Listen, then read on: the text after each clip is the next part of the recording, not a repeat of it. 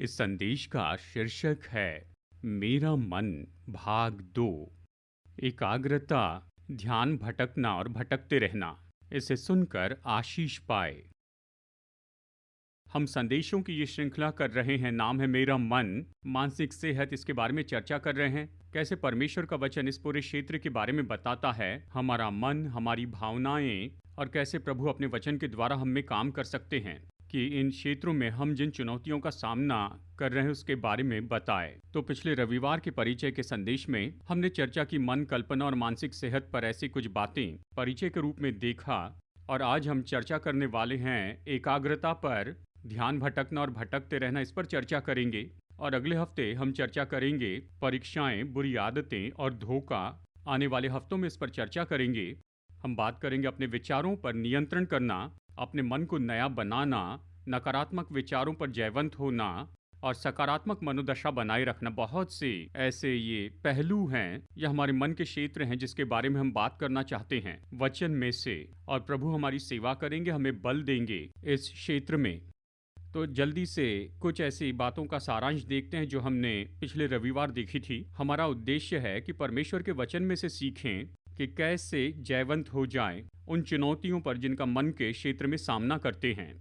देखिए, हमने कहा कि परमेश्वर ने ही हमारे मन की सृष्टि की है, उसी ने प्राण को बनाया है। मन, इच्छा, भावनाएं हमारी योग्यता के कारण बनाए, सोचे, देखे और कल्पना करें, ये सारी क्षमताएं तो हमें परमेश्वर के द्वारा दी गई हैं। और अवश्य ही जैसे हम जीवन में आगे बढ़ते हैं, इनमें से कुछ चीज़ें ऐसे चोट लगती है या प्रभावित होते हैं, किसी तरह से डिस्टर्ब होते हैं। कैसे हम उन्हें नया बनाते हुए देखें और कैसे हम इन क्षेत्रों में बढ़ते चले जाएं। वचन के द्वारा हम बाइबल के रवैये को लेंगे कि इसके हल ढूंढ निकाले। इन क्षेत्रों में, यानी इन क्षेत्रों में उत्तर पाना, यही कर रहे हैं। और पिछले रविवार हमने जो वचन देखा था उसे फिर देखेंगे। पहला थिस्सलुनीकियों अध्याय 5 वचन 23। आइए इसे एक साथ मिलकर जोर से पढ़ते हैं। अब शांति का परमेश्वर आप ही तुम्हें पूरी रीति से पवित्र करे और तुम्हारी आत्मा और प्राण और देह हमारे प्रभु यीशु मसीह के आने तक पूरे पूरे निर्दोष और सुरक्षित रहे। तो शांति के परमेश्वर हमें से हरेक के जीवन में काम कर रहे हैं और हमारे व्यक्तित्व के हर एक भाग को पवित्र कर रहे हैं, जिसमें है प्राण। हम प्राण पर गौर कर रहे हैं। मन, इच्छा, भावना, बुद्धिमत्ता, ये हमारा भाग है। तो परमेश्वर हमें पवित्र करते हैं, इसका मतलब ये है शुद्ध करते हैं। मुझे ये अक्सर कहना पसंद है और मैं प्रोत्साहित करता हूँ कि आप भी इसे अक्सर कहें कि मेरा मन पवित्र भूमि है। आमीन। कि हमारी भावनाएं, हमारी मांग, हमारी इच्छाएं, हमारा आकर्षण, ये परमेश्वर के लिए समर्पित है। मुझे ये कहना पसंद है कि मेरी मांग, मेरी इच्छाएं, मेरी भावनाएं, ये परमेश्वर के लिए समर्पित हैं। आमीन। क्योंकि मेरा मन पवित्र भूमि है। परमेश्वर आप में और मुझ में काम कर रहे हैं, हमें शुद्ध कर रहे हैं, हमें पवित्र बना रहे हैं हमारे प्राण के इस क्षेत्र में। और साथ ही वो हमें परिपूर्ण भी बनाते हैं। इसका मतलब वो हमें परिपूर्णता की जगह पर लेकर आते हैं हमारे प्राण में। हाँ, हम सामना करते हैं चुनौतियों का, सामना करते हैं मुश्किलों का, लेकिन परमेश्वर हमें परिपूर्णता के स्थान पर लेकर आते हैं हमारे प्राण में। तो परमेश्वर हमारे प्राण को नया बनाते हैं। भजन 23 वचन 3, ये तो बहुत ही विख्यात वचन है। वो मेरे जी में जी लाते हैं। आइए एक साथ कहे, वो मेरे जी में जी लाते हैं। परमेश्वर यही करते हैं, हमारे जी में जी लेकर आते हैं। अब परमेश्वर हमारे प्राण को किस तरह से नया बनाते हैं, मतलब हमें परिपूर्ण करते, अच्छा करते हैं हमारे प्राण में। आपको समझना होगा, नंबर 1, परमेश्वर हम में वो काम करते हैं, नंबर 1 अपने वचन के द्वारा, कि परमेश्वर का वचन हमारे प्राण को बिल्कुल नया बना देता है। भजन संहिता 19 वचन 7, यहोवा की, आइए पढ़ते हैं, यहोवा की व्यवस्था खरी है, वो प्राण को बहाल कर देती है। आइए एक साथ कहते हैं, यहोवा की व्यवस्था खरी है, वो प्राण को बहाल कर देती है। यहोवा की व्यवस्था यानी वचन के बारे में कहता है। जैसे हम खोलते हैं अपने मन को, अपने विचारों को, अपनी भावनाओं को, हमारी मांग, हमारी इच्छा, हमारी कल्पनाओं को, हमारे प्राण का हर एक भाग, हमारा मन परमेश्वर के वचन को देते हैं, तो परमेश्वर का वचन उसे नया बनाता है, उसे रिपेयर करता है, परिपूर्ण करता है। हमारे प्राण को, वो हमारे मन की क्षमता को, उन्हें नया बनाता है। तो परमेश्वर अपने वचन के द्वारा हम में काम करते हैं। एक और तरीका है जिसके द्वारा परमेश्वर हम में काम करते हैं कि हमारे प्राण में परिपूर्णता लाए, और वो तो पवित्र आत्मा के द्वारा है। ये परमेश्वर का आत्मा हमें सामर्थ्य देता है संयम वाले मन से, और हम सब ये वचन जानते हैं। 2 अध्याय 1 और वचन 7। क्योंकि परमेश्वर ने हमें भय की नहीं, पर सामर्थ और प्रेम और संयम की आत्मा दी है। इसका मतलब पवित्र आत्मा आप में और मुझ में काम करता है, और वो हमें भय से नहीं भरता, पर उसके उल्टा वो हमें भरता है साहस से, हियाव से, हिम्मत से। तो परमेश्वर ने कर दिया है, ये तो शाश्वती है। परमेश्वर ने दे दिया है आप में से हर एक को, और मुझे दे दिया है, यानी साहस की आत्मा दी है, और सामर्थ की आत्मा यानी योग्यता की, बल की। इसके बारे में मैं सोचता हूँ, और इस पर हम अगले रविवार बात करेंगे, जब हम लोग किसी बुरी लत पर जय पाने की कोशिश करते। कई बार हम अपने आप में कमज़ोर महसूस करते हैं, हम अयोग्य महसूस करते हैं, मुझ में बल नहीं है, परंतु परमेश्वर ने आपको अपना पवित्र आत्मा दिया है, जो कि सामर्थ की आत्मा है। वो आपको जयवंत होने की योग्यता देते हैं। आमीन। तो आप इसकी शाश्वती देते हैं, ये सत्य है, वचन है। परमेश्वर ने आपको आत्मा दी है, डर की आत्मा नहीं, परंतु उसने साहस की आत्मा दी है, और सामर्थ की आत्मा दी है, और प्रेम की और संयम वाली आत्मा दी है। संयम वाला मन। अब ये क्या होता है? संयम वाला मन, इस तरह से कहूँगा, उसमें अच्छी यादें होती हैं, अच्छे से गौर करना होता है, और अच्छी समझ होती है। आमीन। उसने हमें ये आत्मा दी है, जो हमें संयम वाले मन से सामर्थ देता है। अच्छी यादें, अच्छा गौर करना और अच्छी समझ होती है। तो परमेश्वर हम में अपनी पवित्र आत्मा के द्वारा काम करते हैं, और हमें संयम वाला मन देते हैं। परंतु संयम वाले मन का अर्थ होता है खुद को अनुशासित करना, या खुद पर नियंत्रण करना, और ये सारी बातें तो प्रकट करता है संयम वाला मन। अगर आप में संयम वाला मन है, तो खुद पर अनुशासन होगा, खुद पर नियंत्रण रखेंगे। तो पवित्र आत्मा इस तरह से हमें सामर्थ्य देता है। क्या आप विश्वास करते, जिस परमेश्वर ने आपका मन बनाया, आपके जीवन में ये कर सकते हैं? या परमेश्वर कहते हैं मैंने कुछ बनाया पर समझ नहीं पा रहा हूं? सुनिए जरा, जिस परमेश्वर ने आपका मन बनाया, वो जानते हैं आपके मन को कैसे सामर्थ्य दे, ताकि आप और मैं खुद के ऊपर नियंत्रण रख सके, और हमारा मन संयमी हो, और हम इसका सही तरह से उपयोग करें। आमीन। अब आज हम बात करने वाले हैं गौर करने पर, गौर करने पर। और मैं सलाह देना चाहूँगा, इसे जाने और इसे समझ ले, और जान ले कि परमेश्वर ने इसमें से निकलने का मार्ग कैसे दिया, कि इस समस्या से हम निपट ले। तो गौर करना तो सरल शब्दों में किसी बात पर ध्यान देना है, किसी विषय पर या किसी मामले पर एक निश्चित समय तक। यह ऐसी योग्यता है कि भीतरी और बाहरी ध्यान भटकाने वाली चीज़ों को दूर कर दे। कई बार हम खुद का ही बहुत ध्यान भटकाते हैं। हम ये सोचते हैं ठीक है, हमारे मन को भटकने दो। तो हमें ये योग्यता चाहिए कि किसी बात पर हम इस तरह से गौर करते जाएं कुछ समय काल तक, ताकि हम कुछ न कुछ हासिल कर सके। और समस्या है कि हम ऐसे संसार में जीते हैं जहाँ पर मन ज़्यादा भटका है, बहुत ज़्यादा भटका है। मतलब हमने टेक्नोलॉजी में उन्नति की है, लेकिन टेक्नोलॉजी में जो उन्नति हमने की है, उसके कुछ प्रोडक्ट हमारी सोचने की क्षमता को कमज़ोर कर रही है। हमारे पास मोबाइल फ़ोन है, हमारे पास इंटरनेट है, बहुत कुछ है, पर ये सारी बातें हमें बीच में रोकती जाती हैं। तो हमारी क्षमता कि किसी एक निश्चित समय काल तक किसी बात के ऊपर में गौर करते जाए, ये तो दिन प्रतिदिन कमज़ोर होती चली जा रही है, क्योंकि हम खुद का ध्यान इतना भटकने देते हैं। मतलब गौर करने की हमारी क्षमता को हम बल नहीं देते हैं, और निरंतर हम किसी पर गौर करने की अपनी क्षमता को कमज़ोर कर रहे हैं। तो हमारा ध्यान भटका है, और हम इसी तरह के संसार में जी रहे हैं। ज़रा सोचिए कि क्या होता है जब हमारा जो गौर करना है यानी जानते हैं, और देखिए कई बार हमारा मन बस ऐसे भटकता है जिसे कहते हैं एम्बिएंट न्यूरल एक्टिविटी, यानी बस कुछ करते चले जाना है। ये रिकॉन्फ़िगरिंग है, रिकनेक्टिंग है, बस कुछ करते जाते हैं और कई बार हम नियंत्रण नहीं कर सकते हैं। ये रीप्रोसेसिंग होते रहता है और हमारा मन भटकते रहता है। अब ये ऐसे कुछ वाक्य हैं जो कि आपको परिचित लगते होंगे। 3 या 4 पन्ने पढ़ने के बाद में मैं पाता हूँ कि मेरा मन कहीं और भटक गया है। मुझे याद नहीं रहता कि मैं क्या पढ़ रहा था।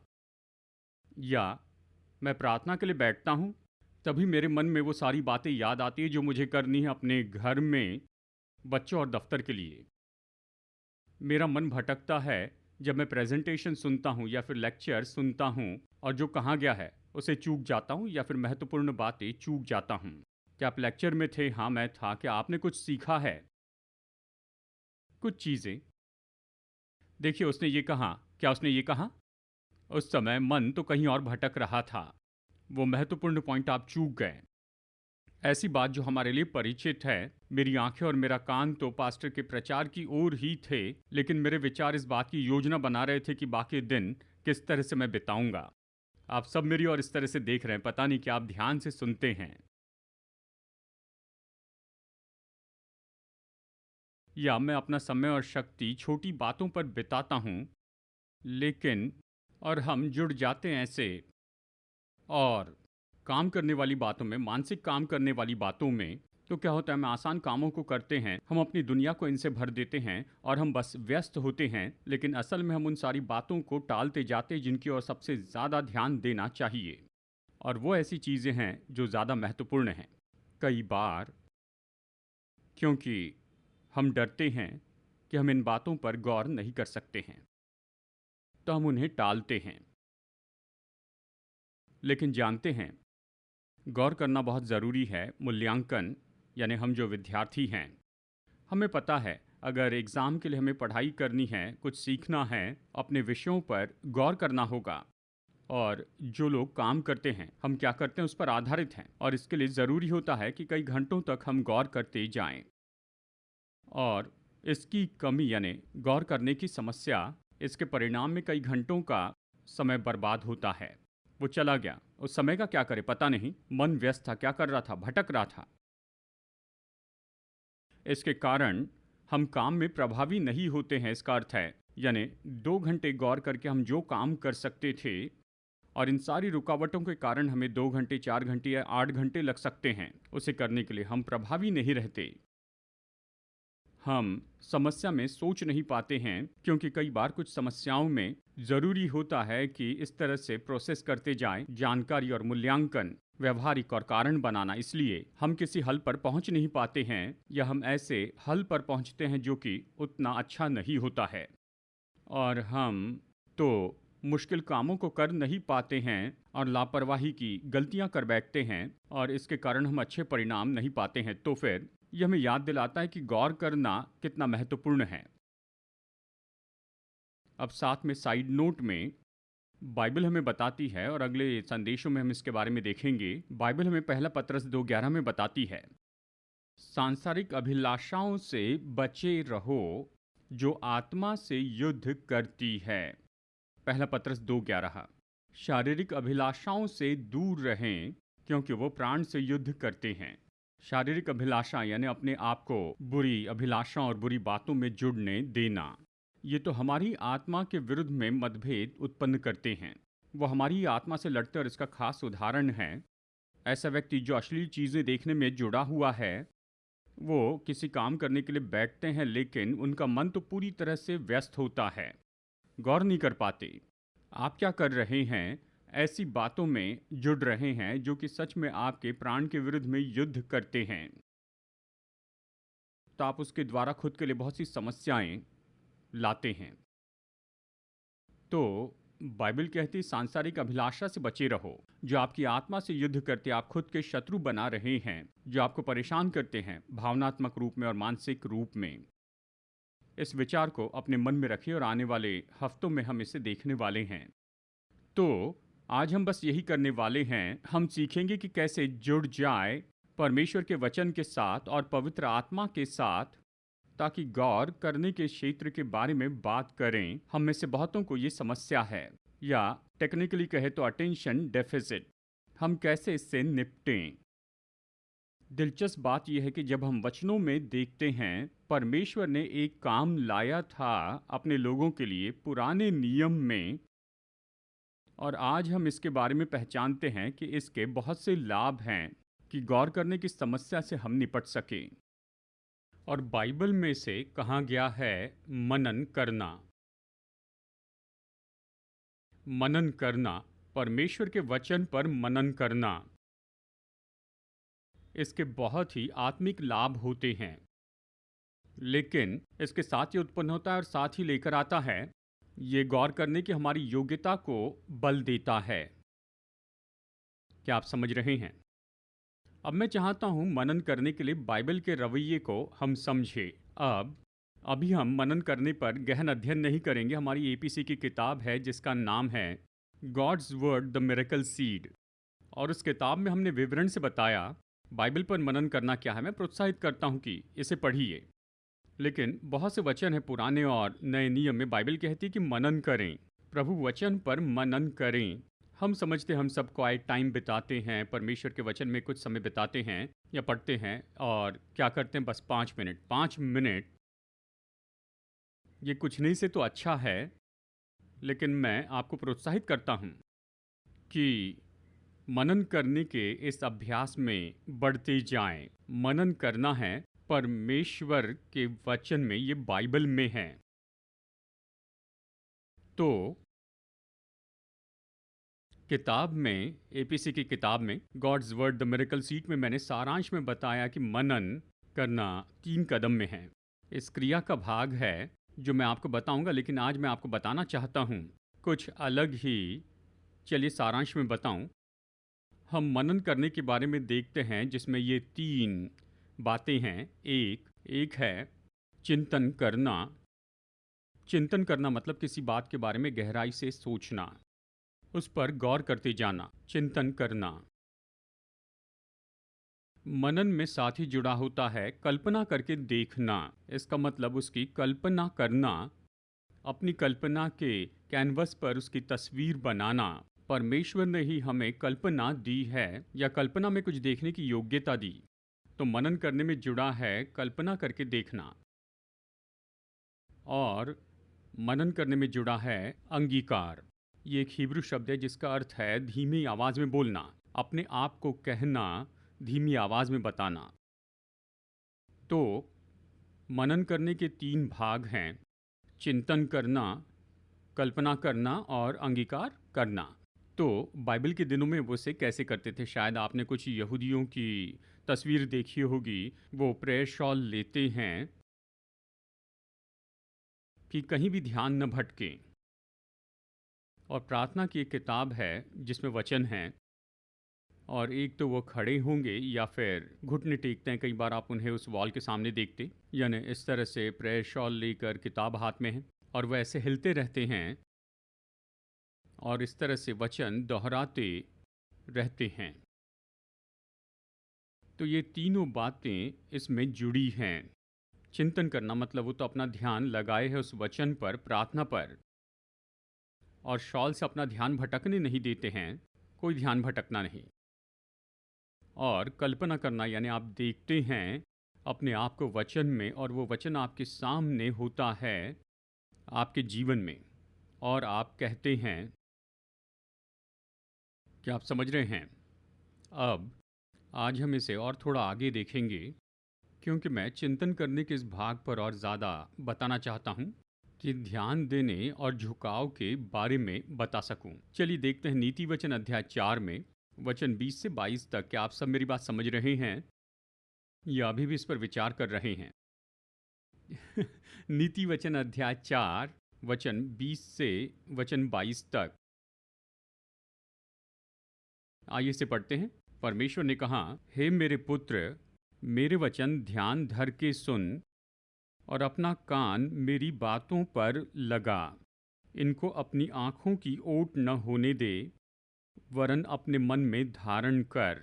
क्योंकि जिनको वे प्राप्त होती हैं वो उनके जीवित रहने का और सारे शरीर के चंगे रहने का कारण होती है। देखिए कैसे परमेश्वर का वचन हमारे पूरे शरीर के चंगाई का कारण है। तो परमेश्वर हमें कौन से निर्देश दे रहे हैं और हम उन्हें सरल शब्दों में देखने वाले हैं। नंबर 1, ध्यान देना। उसने कहा मेरे वचन ध्यान धर के सुन। ध्यान देना यानी आपका गौर अभी वचन पर है, ध्यान देना। दूसरा है कान लगाना। अब कान लगाना शब्द उपयोग हुआ, खैर इस शब्द के बहुत से अलग अर्थ हैं। ये इच्छा के बारे में नहीं लेकिन उसकी और झुकाव के बारे में कह रहा हूँ। उसने कहा अपना कान मेरी बातों पर लगा, मतलब ध्यान भटकाने वाली बातों से हटकर मैं जो कह रहा हूँ उसकी ओर झुकाव कर। कान लगाना। फिर कल्पना में उसे देखना है। इनको अपनी आँखों की ओट न होने दे। किन आँखों के बारे में कह रहा है? स्वाभाविक आँखें अवश्य ही नहीं। आप और मैं हमेशा इस तरह से नहीं चल सकते हैं, नहीं तो एक्सीडेंट हो जाएगा। वो स्वाभाविक आँखों के बारे में नहीं कह रहा है। इनको अपनी आँखों की ओट न होने दे, मतलब आपकी भीतरी आँखें, मन की आँखें। तो आप कैसे इन वचनों को देखते रह सकते हैं? क्योंकि आपने पेंट किया अपनी कल्पना के कैनवास पर, क्योंकि आप उस वचन की कल्पना कर रहे हैं। आप खुद को वचन में देखते हैं और वचन आपके जीवन में काम करता है।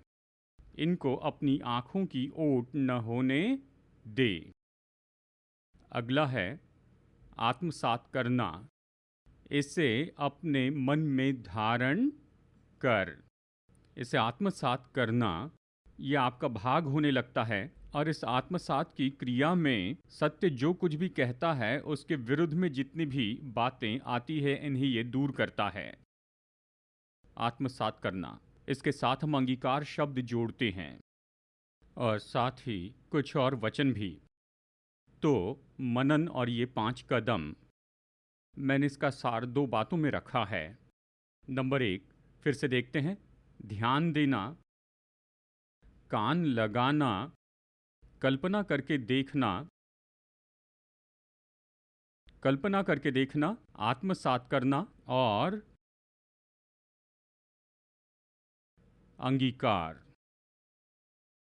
यहीं से शुरू होता है। निश्चित कर लें आप समझ गए। ध्यान देना, वचन पर गौर करना, गौर करना, कान लगाना, ध्यान भटकने न दे, परमेश्वर जो कह रहे हैं उस पर झुकाव रखें। तीसरा है कल्पना करके देखना, उस वचन को देखें, कल्पना का उपयोग करें। बाद में हम सीखेंगे कि हमें गलत कल्पनाओं को नीचे गिराना है। अगर आप अपने मन को सही तरह की कल्पना से भरते हैं तो जब गलत तरह की कल्पना आती है तो कहेंगे माफ़ कीजिए लैंडिंग ग्राउंड नहीं है। लेकिन अपने मन में ये सही कल्पना किस तरह से बनाते जाएं? वचन में से जब आप मनन करते हैं। नंबर 4 आत्मसात करना, कहना प्रभु मैं इसे सत्य के रूप में ले लेता हूँ। मेरे अंदर जो भी गलत विचार हैं मन से मैं उन्हें निकालता हूँ और आपके वचन से अपने मन को भरता हूँ। नंबर 5 मैं अपने लिए इसे बोलता हूँ। देखिए जब आप खुद के ऊपर वचन कहते हैं तो ये बहुत ही सामर्थी है। बाइबल में आप बहुत सी बात पाएंगे। भजनकार कहता है हे मेरे प्राण तू क्यों गिरा जाता है, परमेश्वर पर आशा लगाए रहे। वो अपने ही प्राण से कहता है। इन दिनों में से खुद से बात कहना कहते हैं, ये बाइबल में है, ये पुरानी बातें हैं। हे मेरे प्राण तू क्यों गिरा जाता है, परमेश्वर पर आशा लगाए रहे। या भजनकार कहता है हे मेरे मन यहोवा को धन्य कहे और जो कुछ मुझ में है। देखिए वो अपने प्राण को प्रोत्साहित करता है। वो वचन कहता है अपने ही मन पर, अपनी भावनाओं पर, अपने प्राण पर। तो आप वचन बोलिए। आमीन। तो मनन करना और वचन बहुत ही सामर्थी हैं। जैसे मैंने आपसे पहले कहा है, जब आप परमेश्वर के वचन पर मनन करते हैं यह हमें बदल देता है। उसके वचन के आने से प्रकाश होता है। हम वचन के द्वारा शुद्ध किए जाते हैं, हम वचन के द्वारा नए बनते हैं। वचन बहुत ही अद्भुत लाभ लाता है, लेकिन साथ ही इसका उत्पादन है आप अपने गौर करने की क्षमता को बल देते जाते हैं, क्योंकि गौर किए बिना आप मनन नहीं कर सकते। मनन करने का भाग है कि आप उस पर ध्यान देते हैं। आप ध्यान भटकाने वाली बातों को दूर करते, अपने अंदर इस योग्यता को बढ़ाते चले जाते हैं। कि मनन करें, परमेश्वर के वचन पर मनन करें। आप गौर करते, आपका ध्यान परमेश्वर के वचन पर होता है, आपका झुकाव वहां होता है, ध्यान भटकाने वाली बातें दूर होती, आपकी कल्पनाएं उसके अंदर बनी रहती है और सत्य आपको भरते जाता है। सारे गलत विचार जो सत्य नहीं हैं, ये गलत बातें निकाल दी जाती हैं। आप आत्मसात करते हैं। क्या आप समझ रहे हैं? तो अभी हम इसमें काम करेंगे। 3 बड़े वचन, भजन 1 वचन 1 से 3, केवल 3 वचन हैं। चिंता मत कीजिए कि आप तीनों वचन पर मनन कर सकते हैं या नहीं। हो सकता है शायद आप पहले वचन के पहले भाग को पार न करें, लेकिन इसकी कोशिश कीजिए, ठीक है? भजन 1 1 से 3 ये अभी स्क्रीन पर है। हम पहले इन तीनों वचनों को पढ़ते हैं और उसके बाद में मैं कुछ मिनट दूंगा ताकि हम इसका अभ्यास कर सके। ये कहता है, क्या ही धन्य है वो पुरुष जो दुष्टों की युक्ति पर नहीं चलता और न पापियों के मार्ग में खड़ा होता है और न ठट्ठा करने वालों की मंडली में बैठता है, परंतु वो तो यहोवा की व्यवस्था से प्रसन्न रहता और उसकी व्यवस्था पर रात दिन ध्यान करता रहता है। वो उस वृक्ष के समान है जो बहती नालियों के किनारे लगाया गया है और अपनी ऋतु में फलता है और जिसके पत्ते कभी मुरझाते नहीं, इसलिए जो कुछ वो पुरुष करे वो सफल होता है। अब हम इन 3 वचनों पर मनन करेंगे। वचन 1 से शुरू करते हैं। अगर वचन 3 पर मनन करना है तो ठीक है, कोई बात नहीं। ठीक है, कोई भी भाग हो, लेकिन बस वचन का एक छोटा भाग लेते हैं और इन बातों का उपयोग करें। नंबर 1, ध्यान देना। तो आप लंच के बारे में नहीं सोच रहे हैं? हमें ध्यान देना है भजन संहिता 1 1 से 3 पर। ठीक है, लंच देख लिया जाएगा, चिंता मत कीजिए। अब यहाँ ध्यान दीजिए। फिर कान लगाना, यानी दूसरी बातों से हटकर इसकी ओर झुकते जाते हैं। ये वचन इन वचनों पर। तीसरा है कल्पना करके देखना। जैसे आप इसे पढ़ते हैं तो आप जो पढ़ रहे हैं उसकी कल्पना कीजिए। ठीक है, इसके बाद में हम क्विज करेंगे। नहीं नहीं, क्या आपने क्या कल्पना की? कल्पना कीजिए, हम में से हर एक के लिए जैसे ये व्यवहारिक है। ठीक है, और फिर आप आत्मसात कीजिए, यानी शायद आपके मन में कोई बुरा विचार होगा या गलत विचार होगा और आप कह रहे हैं ठीक है, मैं उस गलत विचार को निकालता हूँ ताकि मैं वचन से जो पढ़ रहा हूँ उससे आत्मसात कर लूँ और फिर बस केवल अपने आप से इसे कहें। क्या हम इसे करें? बस 1 या 2 मिनट के लिए इसे कीजिए। आपके सामने स्क्रीन पर वचन है या आप बाइबल में इसे पढ़ सकते हैं। इस 1 मिनट को लीजिए, 1 या 2 मिनट, और फिर हम बाद में आगे बढ़ेंगे। और आप जो ऑनलाइन पर देख रहे हैं, कृपया आप भी यही कीजिए, यानी अगले 1 या 2 मिनट के लिए। ठीक है?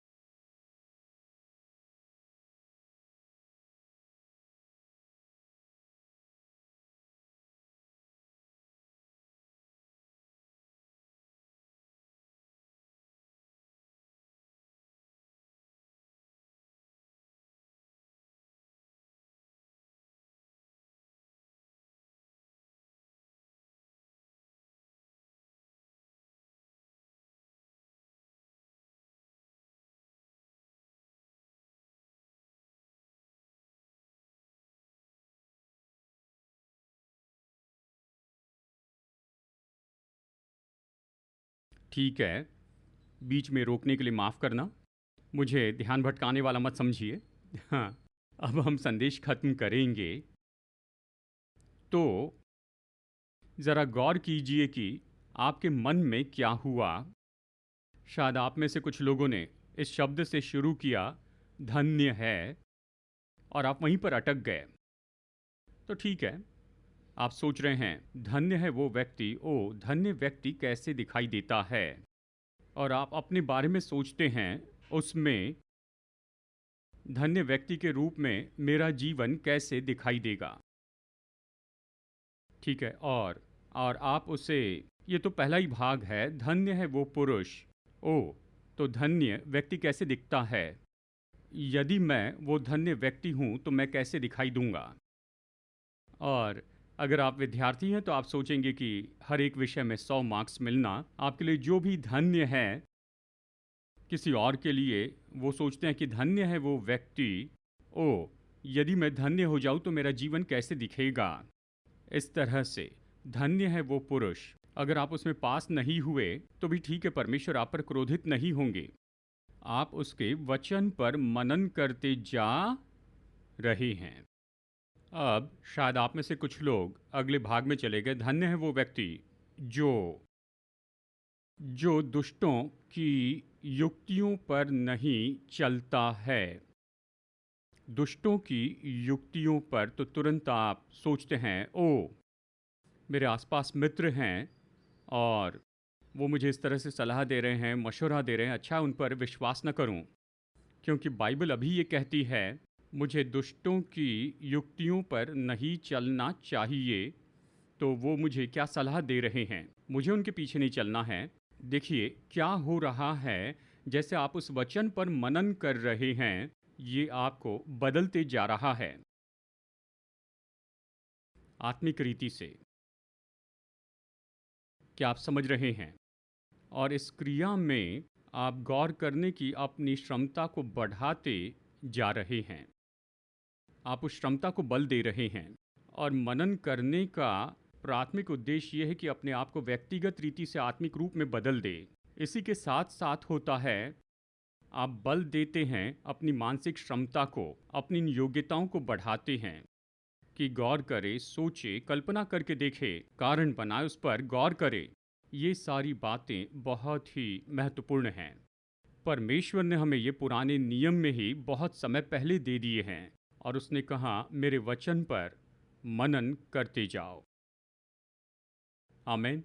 और ये बहुत ही सुंदर है। इसी तरह से हम प्रकाशन पाते हैं। मुझे याद है 8 बजे की सभा में भी मैंने ये बताया। एक बार ऐसा हुआ, देखिए मैं अपनी बाइबल इस तरह से क्रम में हमेशा पढ़ते जाता हूँ। मेरे लिए समय था कि मरकुस का सुसमाचार शुरू करूँ। मैं आया मरकुस अध्याय 1 वचन 1 में। सरल वचन है, परमेश्वर के पुत्र यीशु मसीह के सुसमाचार का आरंभ सरल है, छोटा सा वचन है, पर जिस पल इसे पढ़ा तो मैंने परमेश्वर की उपस्थिति महसूस की और उस वचन पर मैं अगले आधे घंटे तक सोचते रहा और अपने मन की आंखों से मैं देखने लगा ये सुसमाचार परमेश्वर के पुत्र यीशु मसीह का ये व्यक्ति कौन है। और उस समय में चला गया इसके पहले कि सब कुछ सृष्टि किया गया और कल्पना करने लगा कि यीशु मसीह अनंत काल के वचन और कैसे बातचीत हुई होगी, यानी पिता परमेश्वर वचन परमेश्वर पुत्र में कि सृष्टि करे, क्योंकि बाइबल कहती है उसी ने सब कुछ बनाया है। उसने शुरू करने के पहले ही अपना काम पूरा किया, मतलब सब कुछ पहले से ही डिज़ाइन किया गया परमेश्वर के मन में, कुछ भी सृष्टि करने के पहले। इस तरह से फिर अगले दिन मैं आया और मैंने अपनी बाइबल खोली, मरकुस 1:1, परमेश्वर के पुत्र यीशु मसीह के सुसमाचार का आरंभ, परमेश्वर की उपस्थिति मुझ पर आ गई। आंसू बहाते रहा, अगले 30 मिनट तक इसी एक वचन पर मनन करते रहा और ये कम से कम 4 दिन तक चलते रहा। अगर आप मुझसे पूछते कि आज आपने क्या पढ़ा, बस एक वचन पढ़ा है, कहेंगे पास्टर पीछे हट गए, खत्म हुआ। आज आपने केवल एक ही वचन पढ़ा है, 3 अध्याय पढ़ने चाहिए थे, पर उस एक वचन को मैं छोड़ नहीं पाया। देखिए, मनन करना ये नहीं कि कितना ज़्यादा पढ़ा है, पर यह कि वचन ने कैसे आपको बदला है जब आप इसे पढ़ते हैं और इस पर मनन करते हैं। और उसी से उस साल क्रिसमस का संदेश मिला, परमेश्वर का पुत्र, जानते हैं 25 दिसंबर को प्रचार किया, पर वो संदेश कहाँ से आया? मनन करने के समय से। मुझे वचन में मनन करना पड़ा। तो ये तो सुंदर है। समय लीजिए, जल्दबाजी मत कीजिए। हाँ, आप किताब के जैसे वचन पढ़ सकते हैं अगर चाहे तो, ये ठीक है, लेकिन परमेश्वर ने हमें बुलाया कि हम मनन करें उसके वचन पर, तो समय निकालिए। क्या आप समझ रहे हैं? अब इससे पवित्र आत्मा का काम जुड़ा है। मैंने सिर्फ आपको ये बताया, हमारे पास समय नहीं कि इसे विस्तार से देखें, लेकिन हमने ये भी कहा है कि पवित्र आत्मा नया बनाता है हमारे मन को। और एक तरीके से मैं इसे करता हूँ, मैं गौर करता हूँ और अन्य भाषा में प्रार्थना करते रहता हूँ। जब हम अन्य भाषा में प्रार्थना करते हैं तो बाइबल कहती है कि हमारी आत्मा प्रार्थना करती है पर हमारी बुद्धि काम नहीं करती, मतलब हमारा मन उस प्रार्थना में नहीं जुड़ता है, क्योंकि वो प्रार्थना तो आपको पवित्र आत्मा के द्वारा दी गई और आप उसे बोल रहे हैं। और आपका मन उसमें जुड़ा नहीं है, तो आपका मन आज़ाद है और ये ऐसा समय है जब आप अपने मन को किसी बात पर लगा सकते हैं, चाहे वो वचन हो या फिर चाहे वो प्रकाशन हो जो पवित्र आत्मा अन्य भाषा में प्रार्थना के द्वारा देता है, या अपनी प्रार्थना का जो गौर है, आप तो गौर कर सकते हैं, मन पर ध्यान लगा सकते हैं उसके ऊपर। तो ये दूसरा तरीका है मनन करने का। अन्य भाषा में प्रार्थना करते आधा घंटा, 1 घंटा, 2 घंटा, 3 घंटे, 4 घंटे, ठीक है, बस गौर करते अन्य भाषा में प्रार्थना करते। अब सबसे ज़्यादा समय तो मैंने कम से कम 8 घंटे बिताए अन्य भाषा में प्रार्थना करते हुए। अवश्य ही पानी का ब्रेक और बाथरूम ब्रेक लिए हैं और अन्य भाषा में प्रार्थना की, अन्य भाषा में 8 घंटे बिताए। तो कई लोग पूछते इतने लंबे समय तक कैसे प्रार्थना की। परमेश्वर प्रार्थना करने के लिए मार्ग देते हैं कि प्रार्थना करें अन्य भाषा में होकर। तो आप समय बिताते तो आप अपने मन के साथ में क्या करेंगे? 2 घंटे, 3 घंटे, 4 घंटे तक आपका मन प्रार्थना में जुड़ा नहीं है। आप अपने मन से गौर कीजिए वचनों के ऊपर, उस पर जो परमेश्वर आपको देते हैं। तो जब आप अन्य भाषा में प्रार्थना करते हैं, आप उस पर गौर करते हैं और आप प्रकाशन पाते हैं। क्या आप समझ रहे हैं? देखिए, हाल ही की बात है, मैं प्रार्थना कर रहा था और अचानक परमेश्वर के वचन का मैंने एक ऐसा पहलू देखा जो पहले कभी नहीं देखा था। और फिर उसके बाद कोई मुझसे ऑफिस में मिलने के लिए आया, वो अपनी समस्या बता रहे थे और मैंने उन्हें वही बताया जो मैंने परमेश्वर के वचन में से जो प्रकाशन पाया था वो बताया। मैं नहीं बताऊंगा क्या था, यानी। और उस व्यक्ति ने कहा मैंने इसे पहले कभी नहीं सुना था। मुझे भी बताना पड़ा कि मुझे भी ये पता नहीं था। देखिए, ये तो एक नया प्रकाशन था जो आया जबकि आप अन्य भाषा में प्रार्थना कर रहे हैं लेकिन अपने मन को वचन में जोड़ रहे हैं।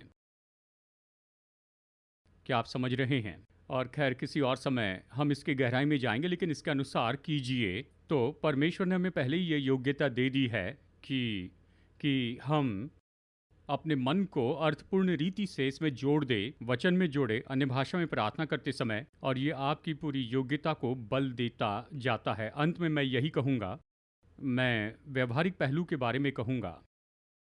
ये गहरा काम है और मन के लिए अच्छी आदत है। तो इसका आत्मिक भाग है जो हमने कहा, परमेश्वर के वचन पर मनन करना और अन्य भाषा में प्रार्थना करते समय गौर करना। अब दूसरी ओर व्यवहारिक भाग, गहरा काम। कैल न्यूपोर्ट, ये एक प्रोफेसर है कंप्यूटर साइंस के जॉर्ज टाउन यूनिवर्सिटी में। 2016 में इन्होंने किताब लिखी जो बेस्ट सेलर बन गई। नाम है गहरा काम, और वो बहुत ही बुनियादी विचार लेकर आए। उनमें से कुछ मैं आपको बताना चाहता हूँ। अब ये तो मसीह नहीं है लेकिन हम इसका उपयोग कर सकते हैं। उन्होंने कहा गहरा काम तो गौर करने की योग्यता है, ध्यान भटके बिना ही। बहुत मांग रखने वाले काम के लिए और प्रोफेशनल क्रियाएं सामान्य रूप में इस तरह से की जाती हैं, और ये तो गहरा काम है जो नया मूल्य उत्पन्न करता है, जो आपकी महारत को बेहतर बनाता है, जिन्हें बदलना मुश्किल होता है। तो जो हम कर सकते उसमें सबसे उत्तम करने के लिए उन्होंने कहा हमें गहरे काम की ज़रूरत है। वो इसे कहते हैं ये तो 21वीं सदी का सुपर पावर है, क्योंकि उन्होंने कहा ये संसार, ये जिसमें ज़्यादा ध्यान भटकता है, तो गहरा काम करने की जो योग्यता है, ये महारत तो बहुत ही कम होती जा रही है, क्योंकि सभी का ध्यान भटका हुआ है।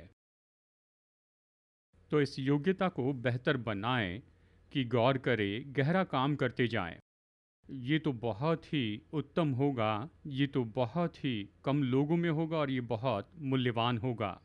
और इसलिए हमें अपनी योग्यता को बेहतर बनाना है कि ज़्यादा गौर करते जाएं और ध्यान भटकाने वाली अपनी इच्छाओं पर जयवंत हो। कुछ व्यवहारिक बातें। नंबर 1, अच्छा सोए, अभी नहीं लेकिन रात को अच्छे से सोए। नींद की कमी के कारण जानते हैं अच्छे से गौर नहीं कर पाते हैं। ध्यान भटकाना बंद करें, यानी जब कोई काम करने के लिए बैठते हैं तो फ़ोन बंद कर दें, तो संसार खत्म नहीं हो जाएगा। अगर आप कॉल न उठाए तो, या मैसेज को प्रत्युत्तर न दे तो कोई बात नहीं, ऑफलाइन हो जाएं। ये बातें हैं जो कि अच्छी हैं, लेकिन हमारा ध्यान बहुत भटकाती हैं। तो अपना फ़ोन बाजू में रख दें। सच में विश्वास नहीं करोगे, मेरा फ़ोन हर समय साइलेंट मोड पर होता है। साइलेंट में कभी भी, बहुत ही कम होता है जब मैं इसे ऑन रखता हूँ या फिर इसकी कोई रिंग बजती है। 24 घंटे सातों दिन साइलेंट मोड पर, क्योंकि वो मुझे नहीं बताएगा कि कब मैं उसे देखूं। जब मैं चाहूं तब देखूंगा, वो बॉस नहीं, मैं बॉस हूं। समझ गए? चाहे कुछ भी हो, मेरा फ़ोन हमेशा साइलेंट मोड पर होता है। अगर आप कॉल करें और मैं जवाब न दूं, इसलिए क्योंकि मैं वहां पर नहीं पर गहरे काम में जुड़ा हूं। मैं कुछ कर रहा हूं, मैं गौर करना चाहता हूं, ध्यान भटकाना नहीं चाहता हूं, तो फ़ोन मुझ पर अधिकार नहीं करेगा। ठीक है? तो आप इन सारी बातों को ऑफ कीजिए जिनसे ध्यान भटकता है। एक साथ बहुत से काम करना टालें। कुछ लोग कहते हैं मैं एक साथ बहुत काम कर सकता हूँ, लेकिन आपका दिमाग ये एक साथ बहुत से काम नहीं कर सकता, ये एक काम के बीच में स्विच करता है। और जब भी ये स्विच करता है तो पहला वाला काम रुक जाता है और नए काम में पूरा 100% भी नहीं, इसमें समय लगता है कि नए काम के लिए पूरी तरह स्विच करें। आप नए काम के लिए पूरा 100% नहीं देते हैं। एक साथ बहुत से काम न करें, एक समय एक काम करें। रूटीन निश्चित कर ले। हर सुबह जब आप उठते हैं, परमेश्वर के साथ समय बिताएं। आपका पूरा व्यक्तित्व उसके साथ तैयार है। बिना ध्यान भटकाए डिवोशन के लिए, परमेश्वर के साथ समय के लिए तो रूटीन बनाएं। ब्रेक लें। हमारा मन थक जाता है, आप पैदल घूमने जाइए या फिर कुछ कीजिए जो पसंद है। और फिर है टाइम बॉक्स, मतलब आप कुछ निश्चित समय अलग रखें कि जानबूझकर किसी काम को करते चले जाएं। जब आप सबसे अच्छा कर सकते हैं, जिसमें आप सबसे अच्छे हैं। सुबह अगर आपके लिए अच्छा है तो आप सुबह के 3-4 घंटे अलग रखिए कि आप सच में जानबूझकर मानसिक मुख्य काम करें। जब मैं किताब लिखने बैठता हूं तो बस इतना ही। उस समय मैं किसी को भी उत्तर नहीं देता हूं। मुझे 100% गौर करना है, उस पर काम करते हुए, उस पर सोचते हुए, और बहुत ही सुंदर विचार आते हैं, आइडियाज़ आते हैं। और उस गहरे काम के 3-4 घंटे के बाद बहुत अच्छा लगता है। गौर से किया गया काम संतुष्ट महसूस होता है, यानी जो करना चाहिए वो किया है। लेकिन टाइम बॉक्स चाहिए, वो समय अलग रखिए, ध्यान भटकने न दें। जो काम आपको करना चाहिए वो कीजिए। जानकारी का ओवरलोड टालें। देखिए, बहुत कुछ है जिस पर क्रिया कर सकते हैं। अपने दिमाग को साफ करें। अगर आप पाते हैं कि आपका मन किसी बात पर ज़्यादा काम कर रहा है, उसे साफ करें। कैसे करें? इसे लिख लीजिए या इसे करें। मन से निकालने के दो ही तरीके हैं, इसे करें या इसे लिख ले। तो मन को साफ करते हैं इन सारी दूसरी बातों से जो कि उसे करना चाहिए। और फिर दूसरी भी बातें हैं, कसरत करें, सेहतमंद खाएं और संगीत। कुछ समय में हम प्रार्थना करेंगे। तो आज हमने किस पर चर्चा की है? हमने गौर करने पर चर्चा की है, क्योंकि गौर करने की कमी तो सबसे बड़ी समस्या है। ध्यान न दे पाना आज संसार में बड़ी समस्या है, क्योंकि हम ऐसे संसार में हैं जहाँ पर बहुत ज़्यादा ध्यान भटकता है।